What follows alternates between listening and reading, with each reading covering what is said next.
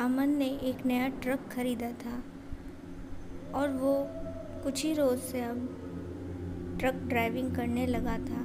वो देर रात एक रोज़ जब अपने ट्रक पर माल लोड करके उसे पहुंचाने जा रहा था, तो तभी रास्ते में उसने देखा कि एक लड़की जो है वो लिफ्ट मांग रही थी।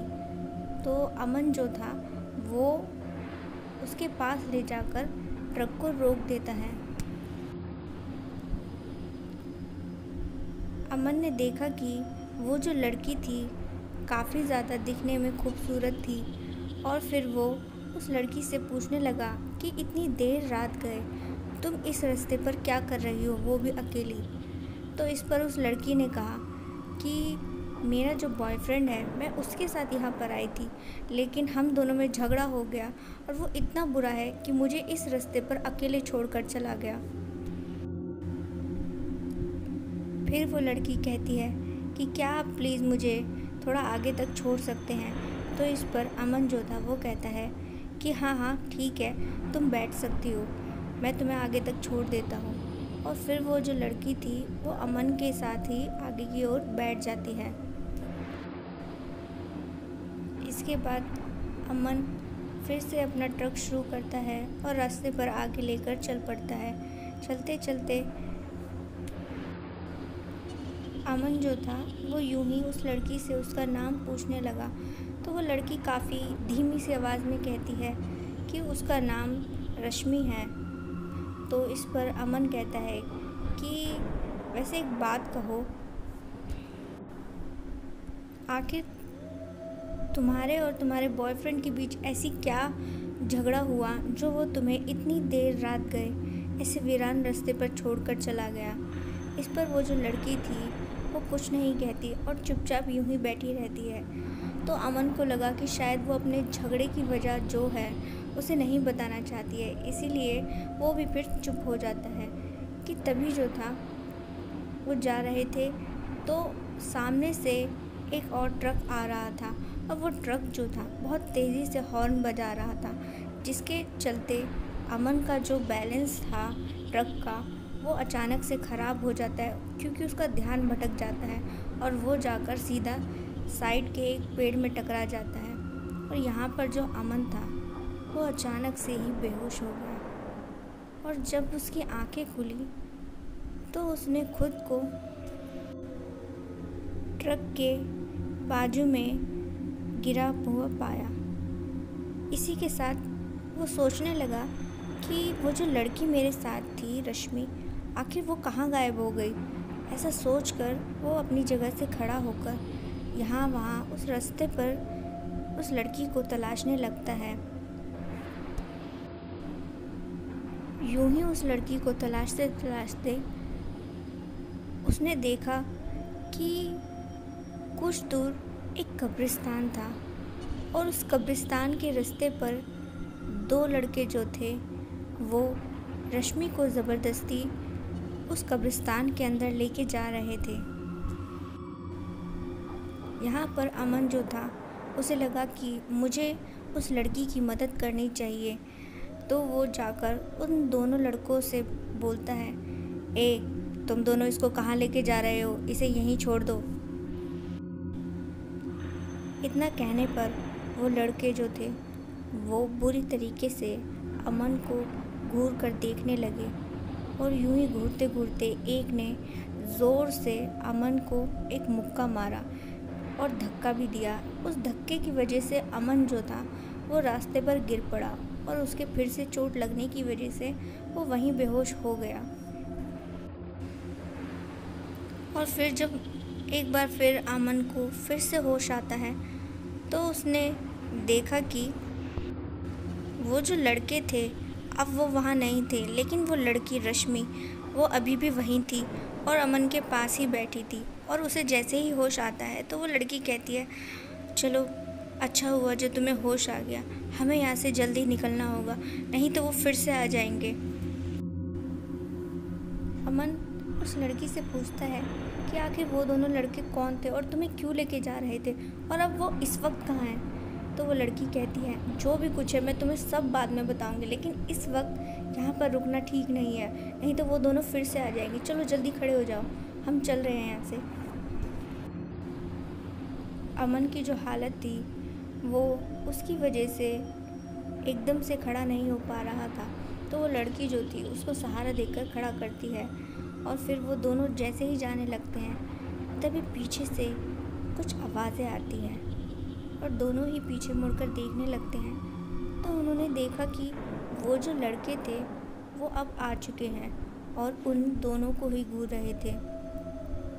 तो उनमें से एक कहता है, कहाँ जा रहे हो? यहाँ एक बार जो भी आ गया वो कभी वापस नहीं जाता है। इसके बाद जो था वो दोनों लड़के वापस से उनके पास आते हैं और इस बार जो था वो उस लड़की को नहीं बल्कि अमन को पकड़ लेते हैं और उसे ज़बरदस्ती घसीटते हुए वो सामने वाले कब्रिस्तान में लेकर पहुंचते हैं। अमन जो था खुद को छुड़वाने की बहुत कोशिश कर रहा था, लेकिन जैसे सब उसके हाथों से निकल चुका था। वहाँ ले जाने के बाद वो जो थे वो उसको एक कब्र खोलते हैं, उस कब्र में डाल देते हैं और जो उसका पत्थर था वो ऊपर से बंद कर देते हैं। उस कब्र में बंद अमन जो था वो बुरी तरीके से चीख और चिल्ला रहा था और यहाँ उसकी चीखने और चिल्लाने की आवाज़ें सुनकर वो दोनों जो लड़के थे वो बहुत ही ज़्यादा खुश हो रहे थे और फिर किसी शैतान की तरह हंसने लगे।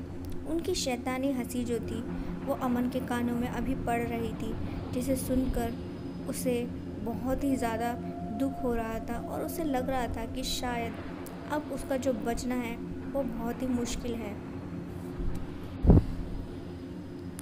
वहीं जो था तभी अमन को जो था वहाँ से उन लोगों के जाने की आवाज़ सुनाई देती है।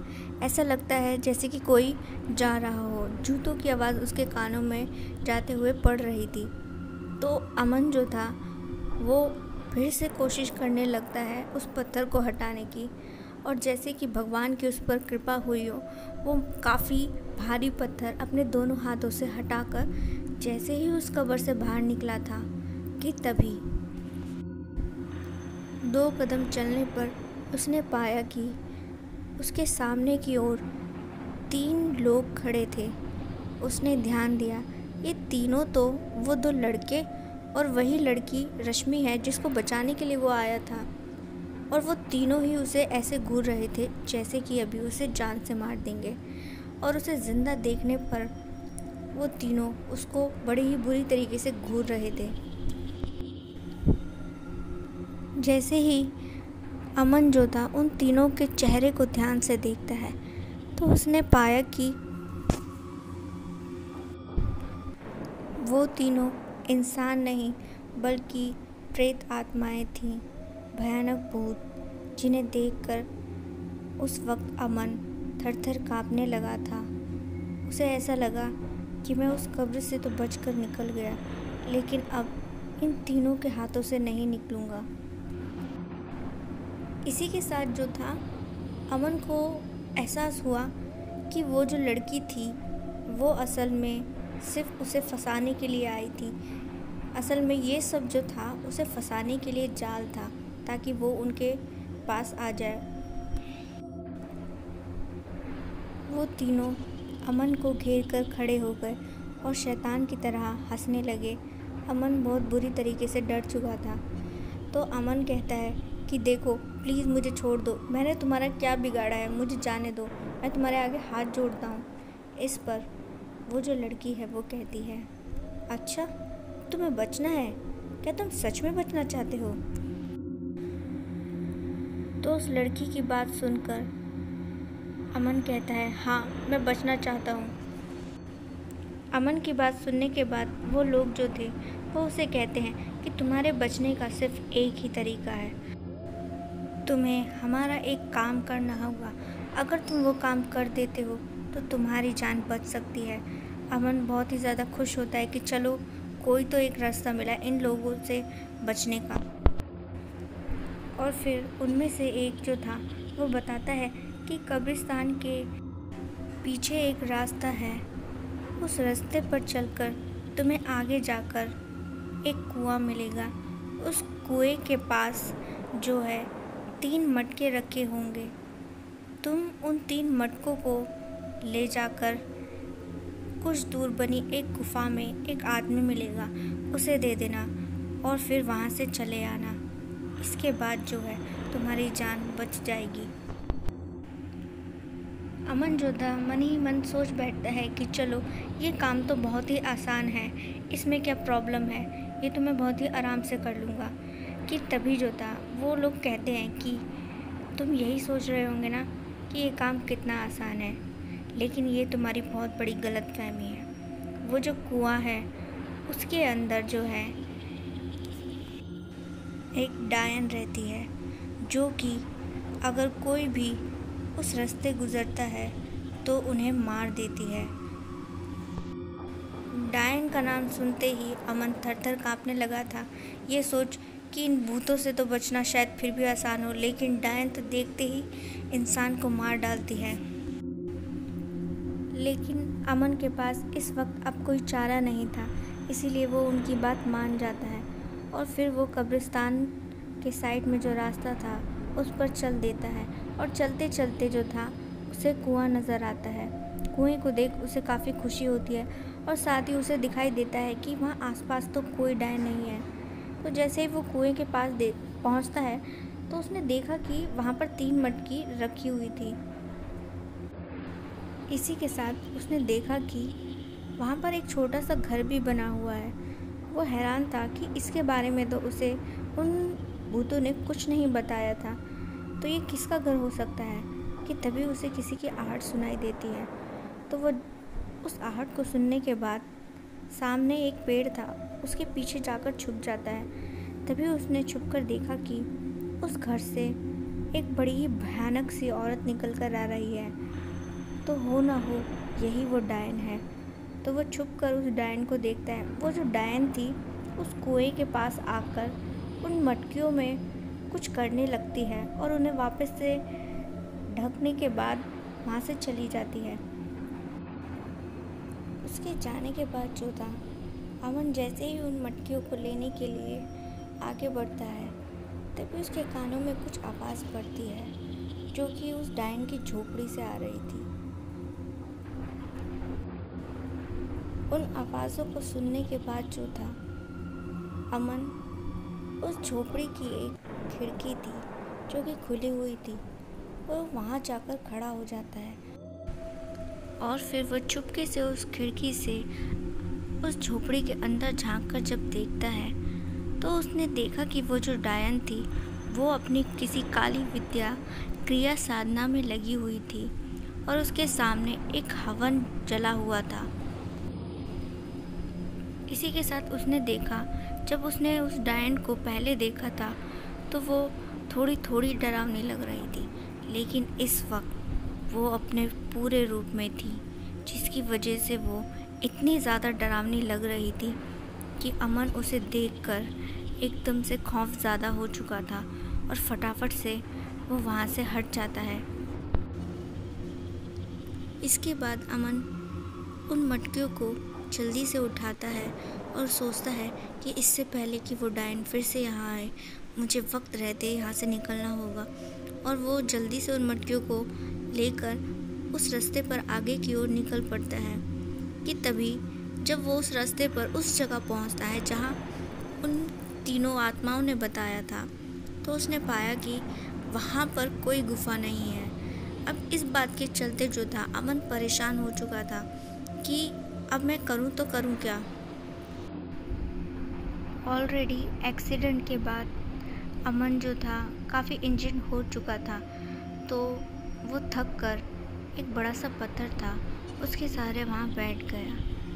कि तभी वो जो पत्थर था अमन के वहाँ बैठने की वजह से वो एकदम से हिलता है और उसके हिलने के बाद जो था वो देखता है कि सामने एक गुफा खुल जाती है और जिसे देखने के बाद अमन को काफ़ी खुशी हुई। उसे लगा कि चलो अब मैं यहाँ पर जो आदमी रहता है उसे ये तीनों मटकियाँ देने के बाद फ्री हो जाऊंगा और मेरी जान बच जाएगी और मैं यहाँ से सही सलामत निकल पाऊंगा। फिर वो फटाफट से जैसे ही उस गुफा के अंदर जाता है तो उसने देखा कि वहाँ वाकई में एक आदमी था। वो आदमी कहता है अमन से कि जहाँ से तुम ये मटकियाँ लेकर आए हो वहाँ पर एक डायन रहती है, तुम उसे वहीं छोड़ आए हो ना। इस पर अमन कहता है आप ये कैसी बात कर रहे हैं, हाँ वो डायन तो वहीं है। इसी के साथ वो आदमी कहता है अमन से क्या तुम्हें मालूम है कि तुम पहले ऐसे इंसान हो जो इन मटकियों को सही सलामत मुझ तक ला कर दिया है, नहीं तो तुमसे पहले बहुत से लोगों ने कोशिश करी लेकिन वो उस डायन के हाथों मारे जा चुके हैं। अमन कहता है कि जो भी है तुम जल्दी से ये मटकियाँ ले लो। तो फिर वो आदमी जो था उससे वो मटकियाँ लेता है और जैसे ही पहली मटकी खोलता है तो उसने पाया कि उस पहली ही मटकी में वो जो डायन है वो बैठी हुई है, जिसे देखकर वो एकदम से ही वहाँ से डर कर भाग गया। उसके डर के भागने के बाद अमन जो था उस मटकी का जो मुंह था उसे फिर से उसी लाल कपड़े से ढक देता है जिससे वो पहले बंद थी।